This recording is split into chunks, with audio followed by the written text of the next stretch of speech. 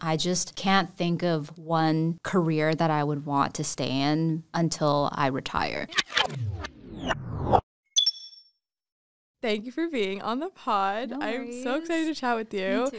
I still remember when I met you at the happy hour that Evelyn organized for us. I was like, wow, like these people are like 100 times cooler than they are on TikTok. I thought you guys already like were so cool. And then I met you guys and I felt very invigorating about content creation. And I was like very excited to make content. I was like, wow, these people are like genuinely bringing so much education and value to young women and young people. I feel inspired by that and I want to go do that. And and at that point that we had met, I had just started a TikTok account. So I was so new. And you were based in New York, right? You hadn't decided you wanted to live in San Francisco. Yeah, I hadn't decided that yet. And you told me that you were doing the dual like lifestyle of Vancouver and SF. Yes. And I was like, that was like the one thing I remembered. I was like, that is so cool. She's literally Hannah Montana. She's living the best of both worlds. Oh my God. And yeah, so why don't we just start with that? Yeah. Like, what is it like doing that travel? I think it's amazing because it's something that I never realized for myself starting out in my career. For context, I started out as a product manager at L'Oreal, which is very much in office, 9 to 5, sometimes even more. And you're very much married to the East Coast and the time zone there. So I eventually transitioned to the tech industry and I didn't realize that this would be possible. And so I'm just trying to make the best out of it and honestly have more than just work in my life, but also just enjoy everything outside of life. Yeah, no, I mean, I think work from home is definitely the future. Like all these tech companies are basically being more open-minded to it. And it really is allowing us that freedom to like live wherever we want. And then it also allows you the freedom to like do content creation outside of work. Like how do you balance that with your day job and also traveling so much? Yeah, honestly, I feel like you feel this way as well, but sometimes it's not about doing it all at once. It's just about prioritizing what is important at the time. So sometimes for content creation, I'll have like inspiration and then I'll talk about it a lot, and that's when I see myself on social media a lot. But then obviously we have other things going on. I work at Amazon, so I also do my 9 to 5 job, or other times I'm doing my side hustle where I'm consulting other brands. So it just depends on what is demanding my most attention right now, and also prioritization. So to answer your question, yeah, it's not easy, but I try to prioritize what I'm feeling at the moment and what's the biggest priority. Yeah, totally. I mean, I think the main thing is that a lot of times we look at people and we're like, oh, they're doing creating content, they have a full job, they're like doing the side hustles, like how are they doing it? And I was like, most are actually not doing it all in that one moment. They're like choosing moments in their life to focus on it and coming back to it at like different times of the year in like a strategic way. Yeah. Do you have any advice for people who want to pick up a bunch of side hustles? Like how do they manage that? How do they know at what point they should focus on it and what point they shouldn't? That's a really good question. I think first of all, decide on what you love the most. I mean, personally, for me, I ended up talking about what I knew, and that was only 4 years after I started my career. So I had 4 years worth of experience of being a product manager at L'Oreal. That was something that I thought I knew, and something that I wanted to share because I realized a lot of people were asking me questions about it either through LinkedIn or in real life. So I just ended up talking about it. And through there, you kind of have to test and learn and just fail fast. So with TikTok, I just kind of told myself, okay, let me give this a try, seriously posting content for 1 month, see where that takes me.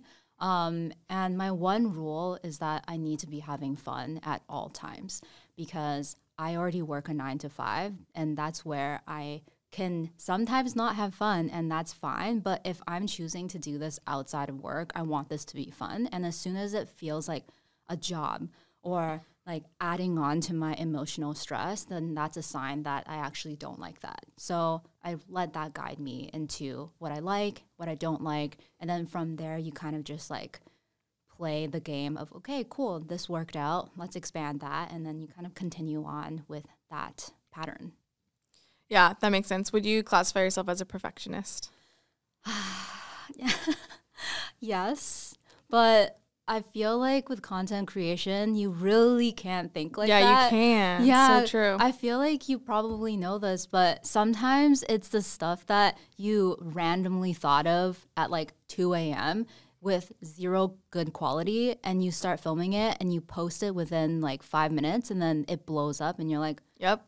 That's happened to me I'm getting several rewarded times. for bad behavior. Like I could have planned this whole content creation calendar out, but that's not giving me the results compared to something that it was just intuitive. So I think it's a good balance. Yeah. And because that's the most raw, authentic content. People will resonate with that the deepest when you're not, manufacturing it. So like that makes so much sense. And I also feel like the more you think about it and the more you overanalyze, the content just gets weird. Like it just doesn't usually work out. No, it's so true. I think the reason why I ask you that question, I think a lot of women are perfectionists. That's just a true fact. I don't think we talk about it enough. And I think that being a great creator and doing it in its rawest form, as you mentioned, in an imperfect way, is actually the art of it. And that goes to forth with like other things outside of content creation, right? Like you were saying that, if something doesn't serve you anymore, if it's not giving you what it was supposed to in its original intention, that you let go of it, right? You said like if it's burning you out, if you're not liking it anymore, you let go of it, right? I think it's very hard for perfectionists, specifically those who like only want to do something if they do it in a perfect way, like to let go in the moment and like not fixate on that if it's not giving them and serving them what they need. Like how do you deal with that inner conflict, and how do we know like at what moments is it actually helpful for us to tap into our superpower about perfection, right? Because that's still a superpower.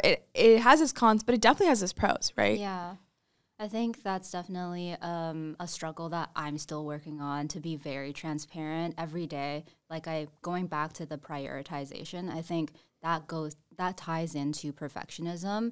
So I think in the beginning of my career, I know as young women, we're like, oh my gosh, like I have so much. I got here to L'Oreal from sort of a science background. I need to be perfect. I need to also look perfect and be perfect. And that's also ultimately why I burnt out of L'Oreal. So now, every day, I make a decision and in a way compartmentalize and say, okay, today I would choose to be a perfectionist in, let's say, my 9 to 5. And I say, okay, cool, 9 to 5, I'm working really hard. I need to make sure that this thing that I need to present to leadership is perfect, because what's demanding my perfectionism will actually give me the biggest result and ROI. So if that day, for example, I don't have a meeting or anything that pressing for my 9 to 5, then I move on to the next focus where I'm like, okay, for my 9 to 5, I can afford to be a little lazy. I can't give 100% everywhere and all facets of my life. And then I'll say, cool, like today is a content creation day. This is what's going to give the most ROI from the perfectionism if I tap into that. So again, I think it's just about accepting the fact that I can't be perfect in all facets of life, but I can tap into it and use it to my fullest advantage when I choose that particular one that will give me the highest ROI in that day, for example. Yeah, I love that, by the way. That is so helpful. That's actually practical and tactical of like, perfectionism does result in better output. We should lean into that superpower. But where it goes wrong is we believe that we have to be like perfect and everything, right? It's like if today I need to show up at my job, like you mentioned, do I need the dinner that I make for my family to also be perfect? And no way. It's not gonna be. Exactly. Pick your battles. Pick your battles. That's so real. Dinner is not the hill I want to die on today. Yeah, and I thank you for saying that. I think we need to be like more mindful about choosing what it is actually demands our attention in the moment, and it can be different every day, and that is how we can, in the end, some output excel at so many different things. Yeah, and I feel like a lot of women will say, "Oh, I just got lucky." Oh my God, my pet peeve. I know, I hate that. But you have to attribute it to the fact that a lot of women are perfectionists, and we're where we are today because we were perfectionists. But true. I think we all had to pick where we wanted to be perfect in. So lean into it. Totally. Yeah. Okay. Well, I'm so curious about your time at L'Oreal. I want to hear everything. So tell me, like, how you got the job it was your first job out of college, right? Yeah, it was. Okay, so context, I was a biochemistry major who had no inkling of a clue on anything business. I thought I wanted to go to med school, the whole Asian path. But then I decided that I actually hated science and that I hated doing lab work, and I was very queasy whenever I was volunteering at like a surgery hospital. So I was like quickly realizing that this was not what I wanted to do. And then I discovered that I wanted to do beauty. I was always very interested in the beauty industry. And I thought at the time, I think this was 2013, I just felt like there needed to be more diversity within the beauty industry. And I just wanted to get into it. So L'Oreal has this Brandstorm competitions. It's essentially this case competition that they give to students. And L'Oreal sees it as basically an interview, and you can get recruited at any point in time. So for anybody listening, if you ever are interested in working at L'Oreal and you're a student, join the Brandstorm competition. You can get recruited at any time, and that's what I did. And despite not having a business background, I was recruited into the internship program. And this is where they teach you everything. I didn't feel like I was behind just because I didn't study business. I felt like I was on the same path that everybody was on. That's awesome. AKA, we all entered and knew nothing. Like, we were all starting at zero. As an internship should be. Exactly. So I was like, oh my gosh, I don't know Excel, I don't know PowerPoint. But that's all fine. They're supposed to teach you that. So I ended up getting a full-time offer at L'Oreal after my internship, and then I started as an assistant product manager, moved on to product manager, and eventually senior product manager for 4 years. And at L'Oreal, being a product manager means you are essentially running a brand, and they give you a brand. L'Oreal's a conglomerate, so there's a lot of brands like Maybelline, CeraVe, La Roche-Posay, Vichy, like Armani, a lot of different brands. So you just get put on a brand. You're like 22. They give you a brand. They give you products. They tell you that you're responsible for it. And all of a sudden, you're responsible for like a multi-million-dollar brand that has that's wild. Hundreds of years of just history. And you're like, man. Okay. I don't think people realize that a lot of the brands that they see are run by people who look like them and are their age. Which is like, makes sense when you say it like that. It's like, right? Obviously people who buy their product should run it. So at least they're like woke in that way. Exactly. So yeah, I was put on CeraVe in my internship. And then afterwards I was put on this other French skincare brand called Vichy. And essentially that was where I learned everything about running a business. When you're a product manager at L'Oreal, you're essentially the equivalent of a product manager, a product marketing manager, and a marketing manager in the tech industry. So that's kind of like an equivalency for the tech people who are listening. So you're wearing a lot of hats and you're stretched pretty thin, but you learn so much. And for me, that was like being able to get a business degree in 4 years. So that was maybe even more than a business degree, honestly. Honestly. And you got paid for it, which is pretty cool. That's exactly how I say it. I'm like, I just went to business school and I got paid for it. That was how I felt about L'Oreal. All right, so you've totally killed it at life. You've done the thing that we've all trying to do. How can we get experience like that, right? Like, it feels like it went from an internship in college to this like incredible job that provides you so much value. It almost feels like you can really do anything from here, right? Like, you have such an insane amount of experience. Like, how does that translate into the work you do outside of your job with clients? I can only imagine how valuable and all the expertise you can bring to the table.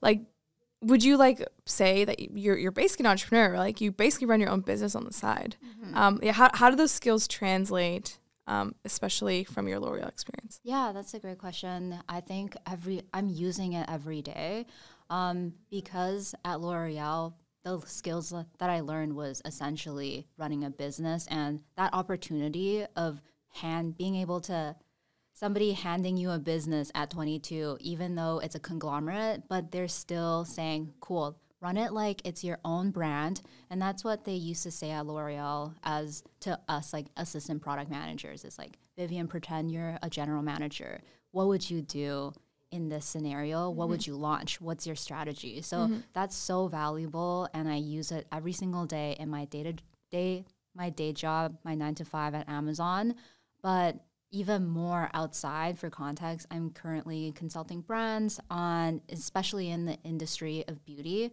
a lot of founders who want to launch a beauty brand or launch a beauty tech brand, and they don't know how to start or where to start, but they do have an idea, and I help them take that idea into reality and grow their business for them. So to answer your question, I use that every single day. And to really be able to share that with other people is honestly something that I didn't know that I could do without L'Oreal and those 4 years. Yeah, that makes so much sense.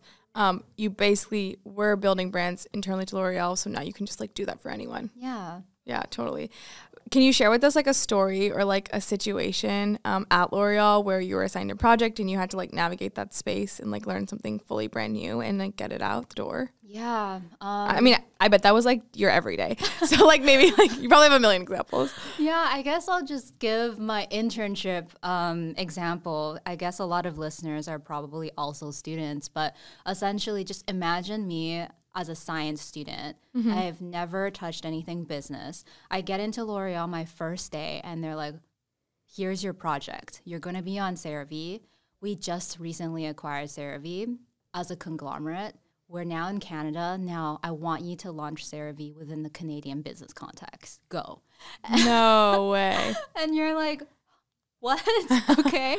Where do I start? There's so many questions, but I think that's what makes L'Oreal so great, because the culture is all about throwing you into the deep end. And it's not that they don't want to help you. They want to see what your fresh perspective will allow you to do as a student. So it's almost like not giving the context helps them you start on an unbiased foot. Exactly. So that was what I did. I thought, okay, cool. Like, what can I do? How should I start? We know that CeraVe is a skincare brand, and we know that the customer is looking for something that is affordable. They have XYZ skin problems. And so for me, it was just a matter of learning what the Canadian population and the quantifying the Canadian population that would be buying CeraVe. So again, I was able to learn how to work backwards as well. So giving me a brand like CeraVe, knowing what the problems it solves, and then working backwards to see, okay, who will buy this? And then obviously as a company, as L'Oreal, we're, let's be real, the end goal is to make money, right? So translating that to leadership to say how much money we can make by investing and launching this within the Canadian context. So yeah, that was definitely, and this internship was 3 months. So it was definitely very, very educational. Wow. So they just give you one project at the beginning of the internship. They're like, go, you have 3 months. Yeah, exactly. And they're like, okay, well, cool. We'll check in with you in 1.5 months, see where you are. And then you'll have like a final presentation at the end of the 3 months. And then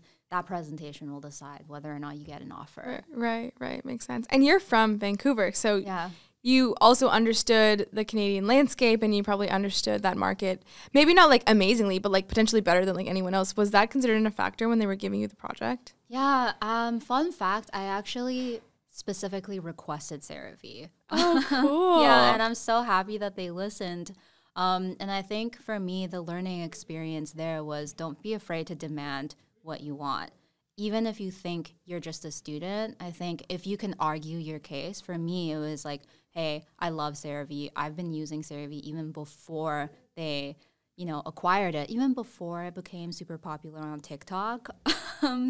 But I said, cool, this is what I want to do. I can do it because I come from a specific background in sciences. CeraVe is all about dermatology. So I kind of pitched it that way. That's cool. That's why they gave it to me. So I think my learning experience there is honestly just don't be afraid to demand something, but also obviously pitch it in a way that makes sense for them as well.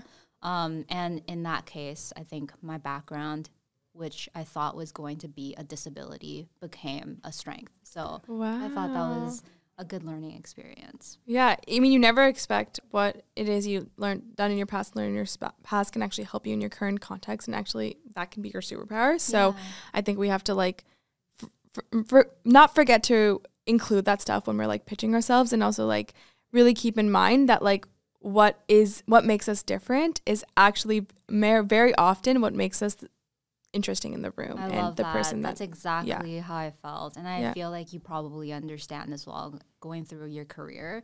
I think oftentimes you really have to market yourself and you have to pitch yourself. And I think for anybody listening who has a different background, don't feel like it's going to be a disability. Anything can be a strength if you pitch it properly. Yeah. And just package it. Yeah. So, I mean, you were at L'Oreal for multiple years. What eventually made you decide to go to Amazon?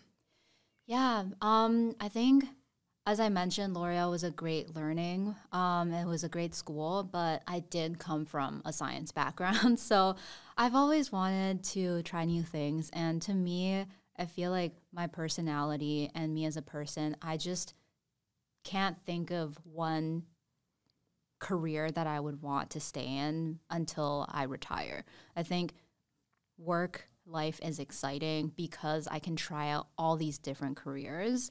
And I still have other careers that I want to try. And one of them was being in the tech industry. So I think joining the tech industry, again, made sense because of my background. And when I was at L'Oreal, I did work with Amazon on multiple occasions. So I didn't know that that was a company that I potentially wanted to try out. So I just made the jump. Definitely transitioning from beauty to tech is very hard, not gonna lie. Yeah. But I think it also was full of learnings, and I'm glad that I did it because now I get to work from home and live that Hannah Montana double life, Yeah. like Vancouver and SF. Yeah, seriously. How did you transition to Amazon? Like, how did you convince them that your beauty background was relevant? Yeah, I think one of the biggest learnings that I got from transitioning from a non-tech role into tech was actually, again, going back to the whole pitching yourself. I think my biggest hurdle was understanding what my experience in the beauty industry in L'Oreal, as a product manager in L'Oreal, what is that equivalent to in the tech industry? And I quickly learned that a product manager can be anything. If you search up LinkedIn, like a product manager, there's literally so many different job definitions and job descriptions. So one thing that made a difference when I did eventually think I wanted to transition was finding that, okay, product manager at L'Oreal equals product manager, product marketing manager, and marketing manager in the tech industry.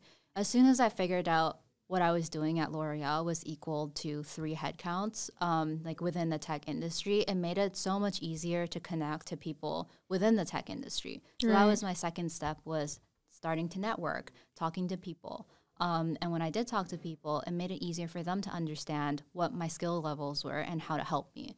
So once that was understood, they were really able to help me navigate where I could go and what would be a good fit. So I eventually, from networking and from just reaching out to people, I was able to get a referral from a team member who I work with today.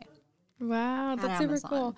Yeah. I mean, you don't know what you don't know, right? And so it actually took you networking and reaching out to people kind of in like a random way for you to discover that, oh, how does my role translate in the tech industry and how can I actually market myself to show that I'm very experienced and very competent to be a PM in tech.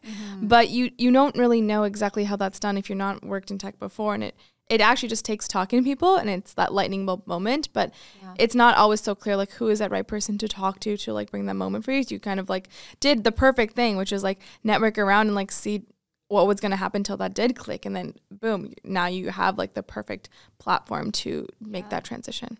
No, it was definitely so hard and so intimidating. But looking back, I realized I was actually very valuable as a product manager because I just felt like I was a generalist, whereas in tech, I think the roles are more specialist.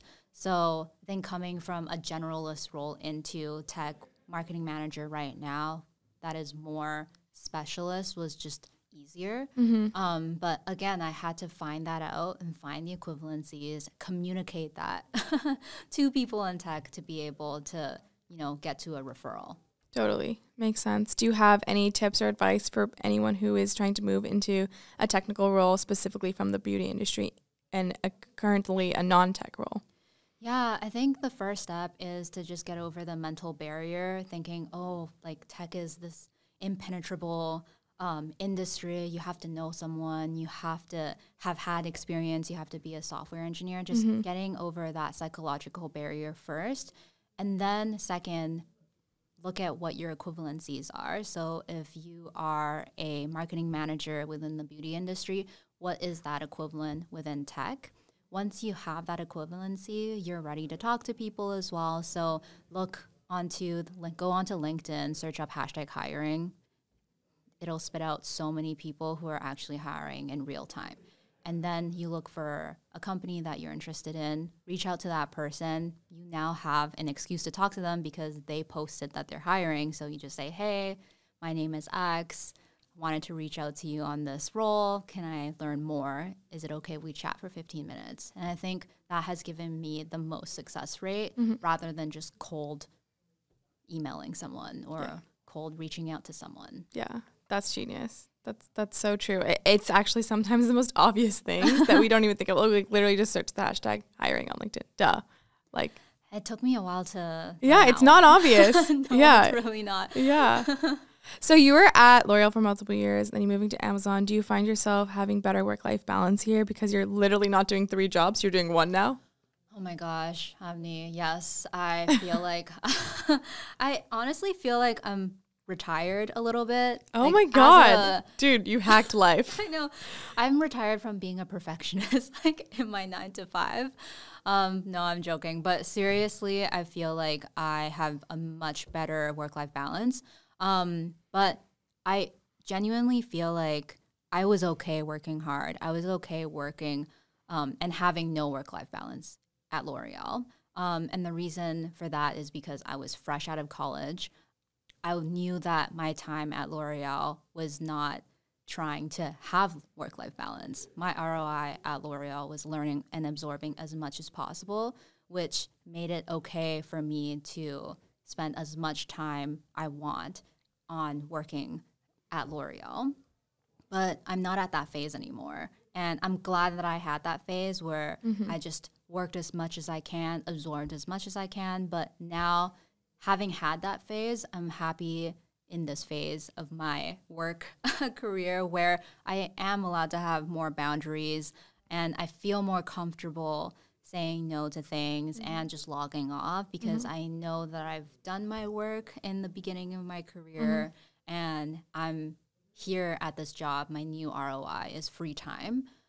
So I think for me, that was just an easier transition and it's always easier for me to make that jump just to say, okay, cool, this job, I'm here for free time. I just want to have work-life balance, and that's what I'm going to do. And I think from there, I have a direction of the decisions that I make every single day, whether or not I accept a meeting, whether or not I log off and do other things is always motivated by that. Yeah. I mean, the reality of the situation is, I know people don't want to hear this, is like, you don't need work-life balance in your entire career. There are moments in your career where it's actually okay to work really hard and work overtime. You're really trying to break into that like next stage of like what you're supposed to do, like really learn things fast and upfront. Like I think that a lot of the times really, really young people, especially early in their career, complain about not having work-life balance. I'm like, it's not your time. No. I think there is definitely, for people who want to eventually receive that balance, there will come a time where it's appropriate to say no, right? But I think early on in your career, especially when you're like really learning stuff, it's okay to hustle and it's okay to work hard because then you unlock more leverage in the future to demand that respect and to demand that balance in your life. Like you basically deserve it at that point, right? Yeah, and that's exactly what I mean as well when I meant like, hey, at the start of my career, I'm okay not having a work-life balance. I feel like people, again, don't want to hear this, but you'll feel so much better later on in your career when you are actually optimizing for free time and work-life balance because you know that you've done your time. The problem is when you don't know how to stop not hustling. You know, so I think that's the challenge a lot of people probably face. So how do you know when to say no to that meeting or when to turn off your computer and go do something for you? Like, how do you make those decisions? It's really hard to say sometimes, but I think these days I really try to be more intuitive. Yeah. If I'm feeling tired for some reason, I try to give my body and my mind that space to be tired, because I trust myself that I've worked hard in other areas to be this tired, right? So if my mind is telling me that, okay, I don't want to take this meeting, and I ask myself, is the world going to end if I don't take this meeting? And if the answer is no, and if it could be done tomorrow, then honestly, it's not something that you need to do today. And the second question I also ask myself is also, like, is this the work that's giving me the most visibility at a corporate 9 to 5? Yep. So, for example, every day we go back talking about prioritization. How I prioritize is honestly just like, okay, not by whether or not this is the hardest work or this is going to give the best results. What I'm prioritizing at my 9 to 5 is now, okay, is this giving me the most visibility to leadership?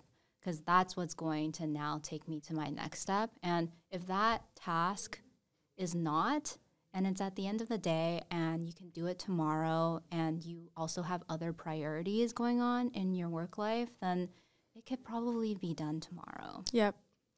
That's so real. And that advice is for students. It's for people who are working. It's for founders. It's for everyone. Mm-hmm. Yeah, totally. Cool. Well, now I want to talk about Amazon. So tell me everything about that. Like, what is different about your job now? And you mentioned earlier, which I didn't forget, you're like, I want to try many different jobs, right? You want to explore all these different things. What else are you like looking to do? Yeah, I think maybe it's because I'm a Gemini. I don't know. I just feel like I want to do so many things. Yeah. And yeah, I'm in my tech phase right now, but who knows what will happen in my next phase, which maybe we can talk about later. But yes, to answer your question, Amazon, at first, I hear so many things about Amazon, and honestly, sometimes they're not that great when it comes to work-life balance. So to be very transparent, I was very scared going into Amazon because I didn't know what I was going into, but I quickly learned at Amazon. To give you guys context, I am a marketing manager in Amazon, specifically within Amazon Business. Mm-hmm. So that's their B2B company and brand. And so at Amazon, I learned that your work-life balance really depends on what team you're on, first of all, and second, the boundaries that you give yourself. Mm-hmm. So yeah, right now I am learning a whole different field. At L'Oreal, I was really focusing on B2C and D2C. Whereas at Amazon, I'm in this world of B2B, which I feel like also runs this world, but very, very quietly, because everything that we hear about is like beauty brands, consumer brands, but we never hear about B2B. So that's just one area that I'm now learning to be able to complete my knowledge. Yeah. Makes so much sense. So all these different roles you want to try, like when you get to that point, how are you going to know, okay, I'm done on Amazon. I'm like ready for my new adventure. Do you like listen to your gut? Is there like a sign from the universe? Like, what is it?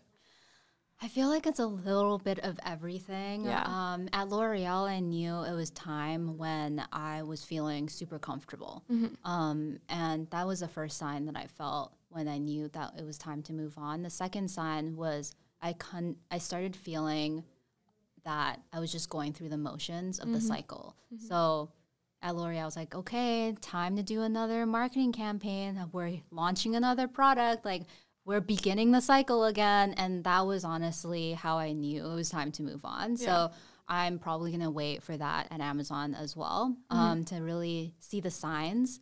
But at Amazon, I actually hope to also plan on taking a sabbatical after this phase of my life. So it takes a bit more planning for sure. For sure. Because you have to calculate the finances of taking like a year off and things like that.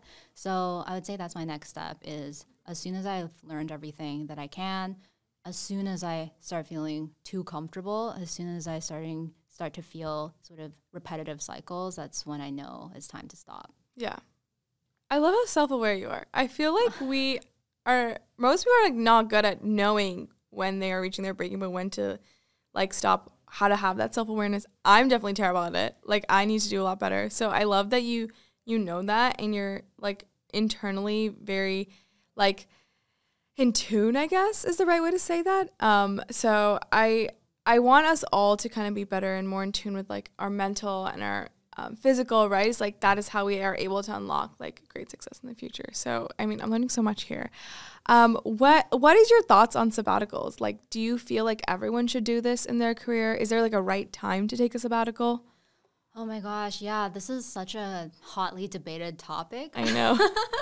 That's why I want to know what you think. I feel like if you have the means and if you have planned this and this is something that you've always wanted, I'm going to speak from my own personal like feelings. Yeah. I've always wanted to do a sabbatical. I've always wanted to just go off into Asia to teach English for a year. Wow, that's not a sabbatical. Like, you're still working. Yeah, but I just like want to try that. And Yeah. I've always wanted to live in Asia. So that's something that I've wanted to do. I actually did take a year off in high school in Belgium. So I knew and I know that is for me. And that has been something that I've always wanted to do. So I've been saving up, planning, and researching visas like all the time whenever I have time. So cool. I know it's right for me. If you are listening and you feel like that's something that you always wanted to do, then that's probably also for you. Right. So yeah, I just feel like it's always easier to take that leap and realize you don't like it, or you do. And then if you don't like it, come back. Right. Than to have never gone at all. Yeah. I and think, then lose that opportunity. Yeah, exactly. So, yeah. Also, what? You like went to high school in Belgium? Yeah, I went to high school in Belgium, just in high school. Yeah. Wow. Wait, what was that like? Like, it was so fun. I left home at like 16 to go to high school in Belgium. And home is Vancouver? Yeah, home is Vancouver. I left at 16. My parents fully let me do that. So you asked them to do it? Yeah. Oh my God. Actually, I applied to it and I was like, okay, this is like, I pitched it and they were like, oh my God, you've been pitching since like Multiculturalism. very early. Yeah. You're very good at this. Yeah. And then my sister ended up going afterwards. I have a younger sister, but yeah, it's very random. Do you visit often? Yeah, I used to visit very often, and now I think I went back maybe 5 years ago. So yeah, I'm still in contact with the people that I lived with, the people that I went to high school with. So yeah. And they're all in Belgium? Yeah, they're all in Belgium. Oh my God. Yeah. Okay, so you have the literal coolest life. You're all over the world, and then I guess see you in Asia soon. Yeah. Because that's what you're going to do. And you seem like a woman of your word. Japan 2024. Oh my God, I was in Japan in April, like cherry blossom season, just a few months ago. And I've been like looking forward to doing this for like maybe a decade of my life. Oh, you've been wanting to, do you watch anime? No, but just like everything about Japanese culture and like God. I love sushi and matcha. Okay. And it's like the very normal basic things like that is what I love, right? Yeah. Not surprisingly. And I was like, you know what? I've dreamt of this for so long. I'm obsessed with Japan. I might be like setting myself up for failure here because I have way too high expectations of this. And then I go there, I'm like, nope, it's insanely sick. Like totally impressed, better than what I thought. So, oh my God, I'm so excited for you. Yeah, we should go together. Yeah, oh my God, I would visit you. I have to go to Japan several times in my life before I die, for sure. No, 2024, you're doing a trip. Okay, done. Yeah. I'll come. So, like, tell me about, like, all of the content creation stuff you do, because this happens in all the in-between time. Yes. Like, how do you go about planning what you're going to say versus and filming it, or do you not do that? You just, like, show up and, like, speak your truth? Yeah, I think it's a little mix of everything because, again, to be very honest, you have to have a strategy. It doesn't have to be, like, a very strict strategy, but you do need to have sort of, like, a goal. So for me, what I want to do with my TikTok is to be B2B and to talk to other founders, other people who want to start businesses, small business owners. I want to be able to help them grow their business or even just help them with their strategy long term. So that's what I have always wanted to do. And that's what I know how to do within my job as well. So I feel confident talking about it and giving advice and consulting on it. So that's what I do on TikTok. In terms of planning, I would say that's sort of just my North Star. But it's from there, what goes on, like when I post, it just all depends on what's going on in my life. And I prioritize my actual paying clients before posting on TikTok. Right. But another mix that I add into the TikTok strategy is also just listening to what my followers want to learn more about. So I will always be reading the comments and just go from there. Yeah. I'm sure it's the same for you as well.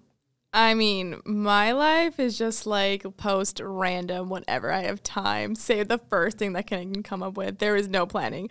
I'm just like you where it's my North Star, but I'm not even going to admit that I even get close to this. No, oh my God. Like it's insanely hard. It's so hard, and respect to anyone that posts consistently. Totally. Because it's so hard. Yeah. Doing everything in life. Like you're running a business, you're founding a business. Like I'm sure it's so hard to find the mental capacity to show up for it every single day. But it's really important to do it because that's how we drive business. So it is still a priority, and I still recognize the value, and I enjoy it. I genuinely do. I love like seeing the comments that people are really getting a lot of impact and value from what content I'm creating and how it's actually helping them in their careers. And that totally gives me energy to wake up in the morning and like be really excited about my job and be really excited about the company I'm building. So it's for sure worth it. Even in the like most basic case, it's just fuel for me to like go build what I'm building. But it totally brings customers, like you said. So there's a lot more value than just like personal stamina and fuel. So definitely like a great use of time. Yeah. I wish I was a little bit organized about it. I wish too, but honestly, it just makes my day, and I feel like for you as well, whenever somebody comments like, hey, this was so helpful, it's like, oh, as long as I help one person, honestly, I feel good about it, and it makes me more motivated. Yeah. I mean, it's just letting go of perfection, right? Like my process is not perfect, and I've let it go. It's fine. I'm okay with it. I'm not mad about it. And honestly, TikTok kind of rewards us for like organic content, just like raw emotion, the raw scatterbrain version of ourselves. TikTok is the platform for me. No, I love it. Cool. So, I mean, you're basically running your own business. Are you ever going to do this full time? Like, I feel like that would make so much sense for you. Yeah, I think right now again, I feel like it's because I'm a Gemini, but I just like, I just want everything. Like, I want both. Are you like a huge zodiac gal? Not really. I just use Gemini as my excuse for all of my good and bad behavior. But I do genuinely always want to have the best of both worlds. Because as we all do. Yeah, I love my 9 to 5 where I have stability in the sense of having income every 2 weeks, even if I don't show up to it like 100% of the time, there are highs and lows, right? But at the end of the day, every 2 weeks, the income is the same. So I love the stability. But at the same time, I also just love building your own thing, building something from scratch, maybe even a consulting agency for myself. So it's very hard to let go of that stability. Yeah. I feel like I'm always going to want to do both. That might change in the future, but to answer your question, perhaps if it gets big enough, maybe that year in Japan, I can take on more than 2-3 clients at once, and that will add up to a full-time job.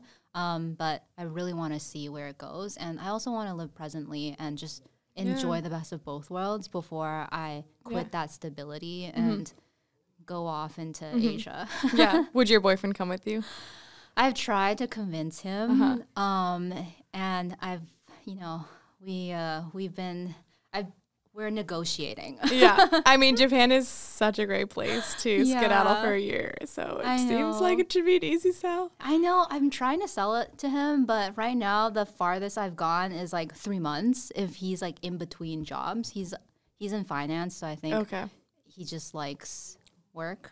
I'm not sure, but really like hard. He likes his job. I don't get it. I don't get it, but he likes that, so I'll let him do that. But I'll definitely try to continue to pitch this. What is it like dating someone like completely in a different industry? Do you guys like talk about work ever? I love it. Cool. I don't think I can date somebody in the same industry as me. I don't know if you feel that way.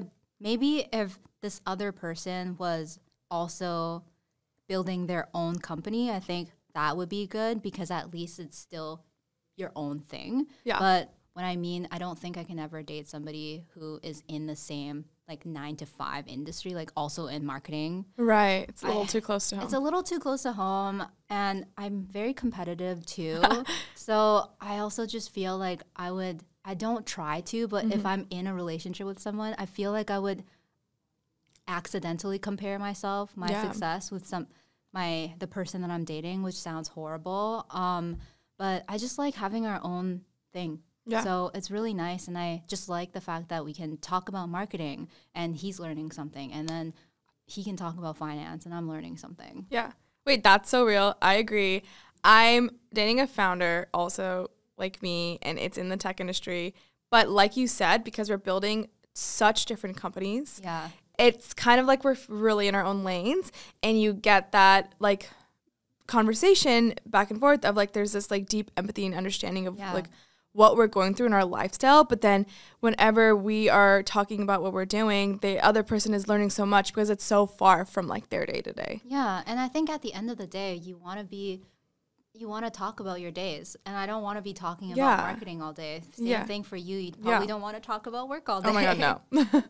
Yeah. No, that's awesome. If you could go back to your younger self and give her some advice, what would you tell her? Wow. I think it's really just to embrace what you like and just don't be afraid to try new things. I think the biggest advice I can give my younger self is what I had mentioned previously, which is it's always easier to take the leap and to go somewhere to that job, either it's a location or not, but it's always easier to leave and take the leap rather than never having done that. Yeah. And it's always easier to come back rather than never having left. So I think that's the advice that I would give my younger self. I mean, you've been practicing that since younger. You were like, yep, I'm going to like Belgium for high school. You're like totally fearless as a 16-year-old. I feel like we're always like, we're more fearless when we're young, eh? Yeah. Wow, that's true. I mean, I sometimes think, like, this is, like, very toxic. I'm like, oh, my God, I was, like, way cooler when I was 20. Like, what happened to me? I feel like I peaked, like, in my early 20s. I'm not supposed to have peaked, like, 5 years ago. No, I feel that toxic trait.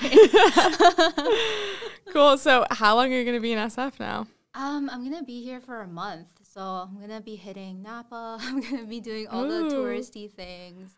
And, yeah, I'll probably come back sometime in the fall. But yeah, I love SF. All the content creators are here, I feel. Yeah, what is up with that? All the content creator girlies are here, I feel. Yeah. Do you know why?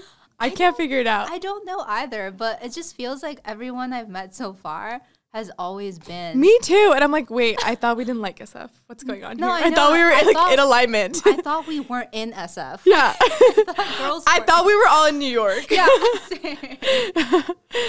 Do you have like a certain timeline where you're like, oh, I want to be in SF for these months, I want to be in Vancouver for these months, or you kind of go with the flow? I kind of go with the flow, and I go with the season as well. For example, I don't want to be in Vancouver when it's raining and gloomy during the winter, so I'll probably be in SF in Jan to March.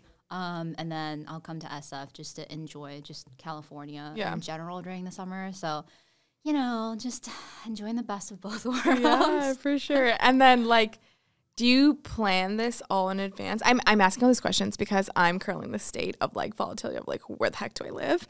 And my work demands insane travel. I have to basically every other week go to a new city. So I'm like, does it even matter where I live when I clearly don't get to decide? So I'm wondering if I should try to cater my schedule more to, like, having a system, kind of like you, or do I just like let it flow. I think you should just let it flow. Yeah, I guess. Honestly, not that it gives me insane anxiety not knowing where I'm going to sleep next week, but I think for you, probably plan it out more, because it sounds like you're literally going off somewhere every 2 weeks. Yeah. At least for me, a month is enough to feel like, okay, settle down a little bit, but I feel like every 2 weeks, that's a lot. It gets of so traveling. tiring. Yeah. But I also like love my job and love my life. So I'm like, oh, I can't complain. That would be hypocritical. I think you feel the same way as me, just best of both worlds. Yeah, we gotta live our Hannah Montana lives. I know, right? Exactly. So are you in New York as well still? Yep. We're a citizen of the world, right? Are you that friend that no one knows where they are? Yep. Your friend's like, oh, where are you this week? Nope, like, they have where no in idea. the world are I you? share my location with all my friends because I'm like, you're never gonna catch me. This is the best way. And that works. That's a good system. It works well. Honestly, I should do that. Yeah, like a lot of people have my where I am. location, and I'm a little dot on the map. They can like come to me. Love that. That's a system. Yeah. Do you have friends in like all these cities you travel? Yeah, I feel like I have different groups of friends Right. in different cities. Obviously, SF, I have the content creator girlies, the tech girlies. And then in Montreal, it's mostly my L'Oreal friends. And then in Vancouver, it's more childhood friends. Right. So I also like that, because then I'm Yeah. always missing someone. Yeah. But then I also always get to see someone. So that makes me happy. Totally. Cool. Thanks for coming on the pod. Yeah, You were thanks for amazing. inviting